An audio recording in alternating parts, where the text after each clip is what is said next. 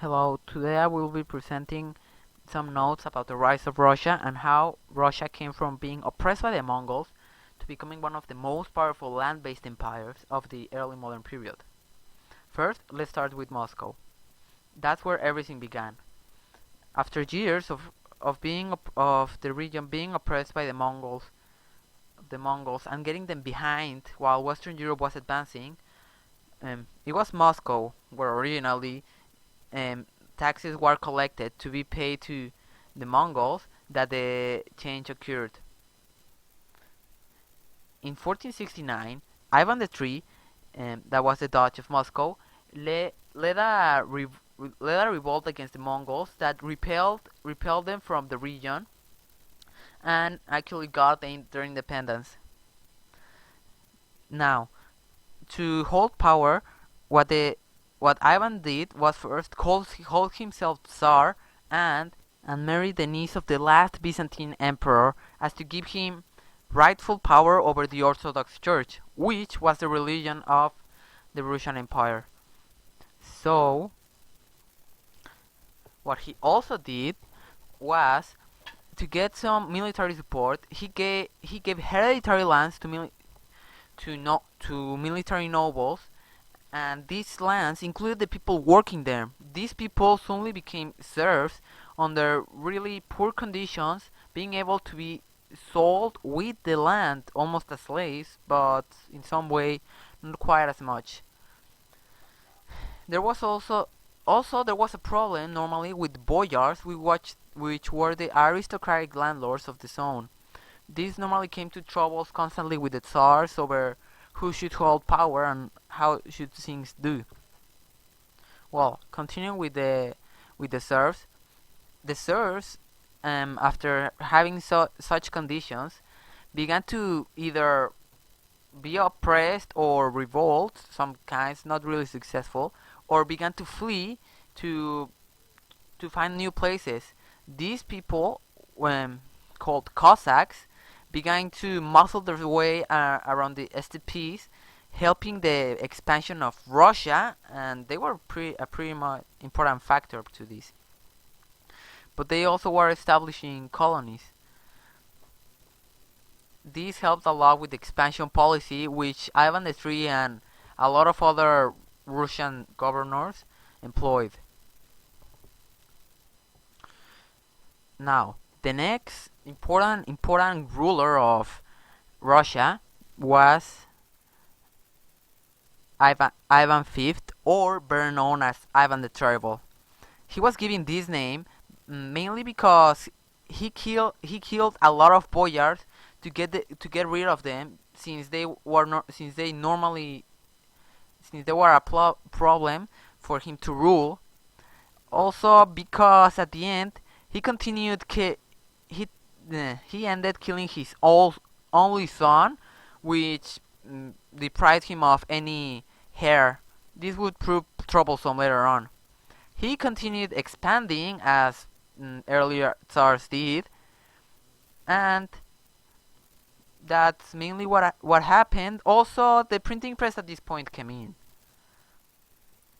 Here's a map of how much each of the great Tsars or rulers that we talked about expanded. This was the original territory that Ivan III got when repelling the Mongols. This is what he acquired by expanding, and this is what Ivan the Terrible expanded. As you can see, it reached all the way to the Caspian Sea, mainly by help of the Cossacks. Now, the time of troubles.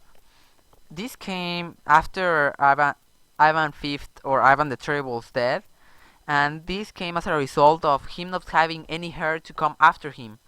Since there was no definite ruler to replace him, the boyars came in and began to fight between each other to see who should continue. This was finally ended with the election of a new Tsar by the boyars named Michael Romanov.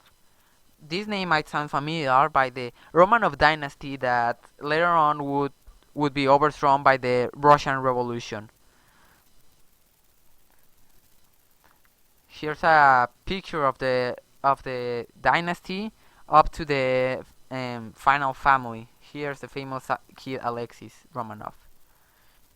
Now, Alexei Romanov, different to the other one, he was the son of Michael Romanov, who was the first Romanov to be elected. What he did was began to make more pressure over the boyars, just as Ivan V did, trying to get more control to the Tsar to make it an autocracy, making him mainly the only one that really has any power. He also began to push his will around and get new powers over the church.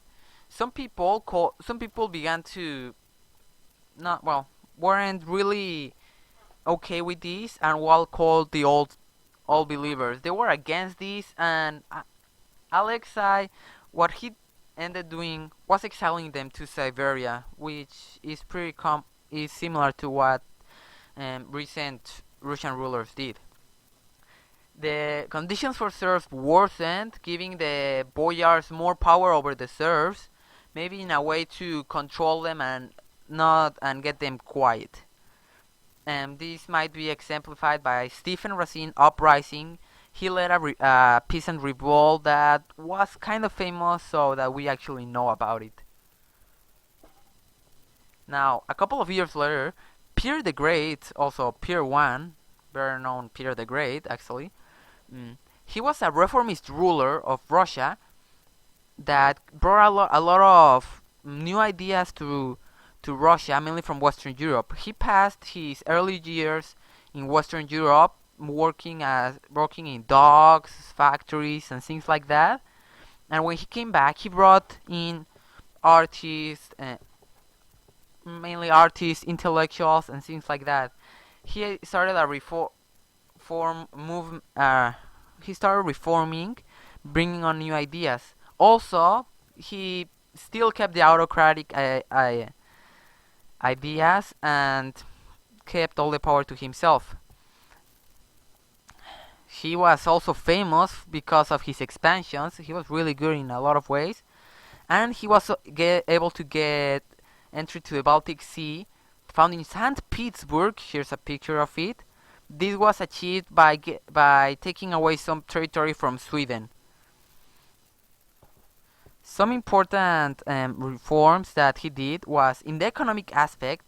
He started a metallurgic and mining industries, giving Russia more stable internal economic power that would help him develop the military might of the Russian Empire.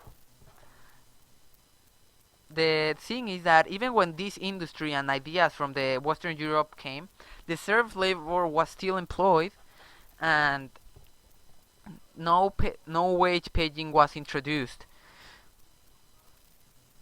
Also, he wasn't really interested in making Russia a leading economic power, and he left most of the trading and shipping of to the Western merchants. Russia mainly exported food, furs, cloth, simple stuff, pretty much what Western Europe used to export. This led to a dependent economy. On the political aspect, he brought new ideas from Western Europe, improving the bureaucracy and even some military ideas. It was at this point that the Russian navy was made, and he also stopped the noble councils of the boyars, even diminishing their power and increasing his own. And on the cultural aspect, I think that is much well known. What he wanted Russia to become respectable to the Western eyes, and what Peter the Great did to achieve this was, first of all, he got rid of some traditions. In credit enough, he was able to force some changes in Russian tradition. One thing that he did was make the women's conditions a little bit better, since this was not well seen by the Western. One good example was a whip tradition in which the father of the lady to be given in marriage gave to the guy that was to the husband a whip, and he was passed over. this symbolized changing who had control over the woman, and this wasn't well seen. He also ordered all the boyars and landlords to trim their beard that was used from Mongol times and wasn't well seen also. Another interesting thing was establishing educational and scientific institutes. This put Russia in some way in par with Western Europe, in which at least the influential people now started having intellectual discussions and actually having some good development and talking about the recent scientist developments. He also introduced um, a lot of arts from France, more particularly ballet, which is actually one of the most well-known arts of Russia, and the Russian ballet. An important thing to note about this is that all these reforms, they weren't intended for the common man, something lesser than a landlord. So they were left. It was only for the elite classes. Now, Catherine the Great, after Peter the Great death, there were a lot of rulers that weren't really important and they weren't that good actually. Until Catherine the Great, she was the wife to Peter III that was Tsar at that moment, but he wasn't really good and he was really sick most of the time.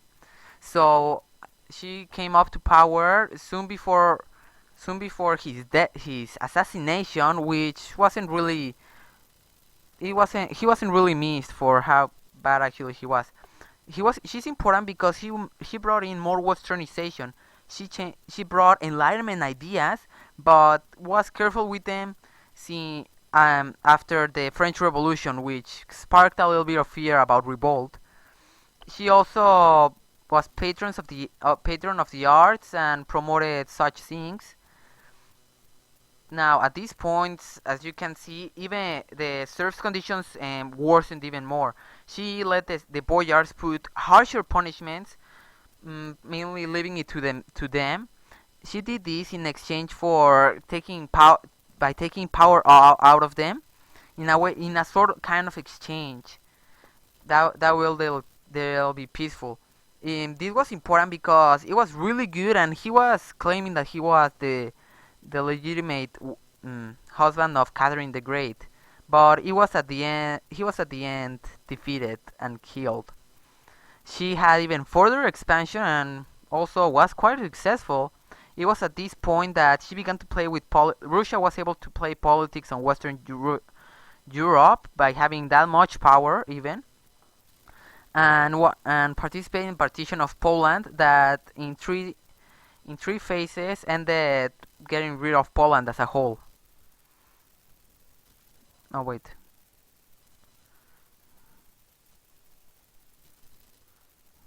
Oh. So in overview, at this point, the peasants' conditions are very poor. They're practically serfs.